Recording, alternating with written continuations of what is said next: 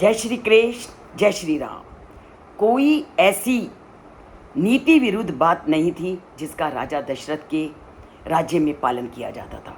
वो पूरी तरह से अपने अंग रक्षकों के द्वारा पूरे विधि विधान से अपनी प्रजा की एक एक चीज़ को जानते थे, ताकि प्रजा पूरी तरह से सभी प्रकार के सुख समृद्धि को प्राप्त करे। ये थी राजा दशरथ की कूटनीति। और पूरी तरह से वो धर्म का पालन करते थे। जहाँ राजा धर्म का पालन करेगा वो प्रजा कभी भी दुखी नहीं रह सकती।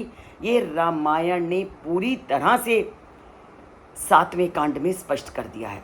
और पूरी तरह से उस समय जो राजा थे अपने प्रजा का पालन करने में लगे रहते थे और कभी भी कोई ऐसा व्यवहार नहीं करते थे जो धर्म के विरुद्ध हो।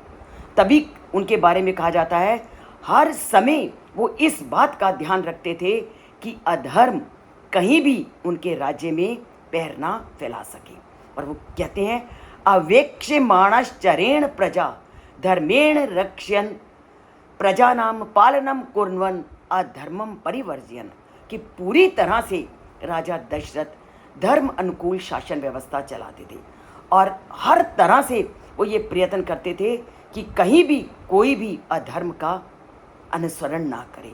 तो अधर्मम परिवर्जयन्, पूरी तरह से वो अधर्म का बहिष्कार करने में लगे उड़ते थे। वो खुद भी अधर्म का पालन नहीं करते थे और प्रजा पर भी पूरी तरह से वो इस बात का ध्यान रखते थे कि कोई भी जो प्रजा है वो अधर्म के मार्ग का अनुसरण ना करे। तो ये थी उस राजा की राज्य को चलाने की नीति। और जहाँ धर्म अनुकूल आप व्यवहार करोगे तो वहाँ सभी प्रकार की सुख समृद्धि अपना लक्ष्मी अपना चिरकाल तक निवास करेगी।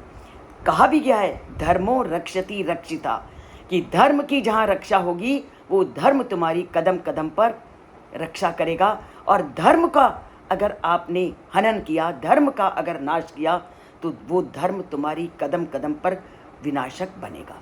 तो गीता के साथ साथ रामायण भी हमें कदम कदम कम कर्तव्य पालन, धर्म का पालन करन तथा अधर्म से दूर रहने का संदेश देती है। और इन्हीं संदेशों को आधार पर हमने अपने जीवन को चलाना है। इसलिए रामायण से जुड़ना है, रामायण के एक एक श्लोक को हमने जीवन में धारण करना है और धर्म का आचरण करते हुए जीवन को सार्थक करना है। तो धर्म कुछ नहीं, केवल धारण करने की एक प्रक्रिया है।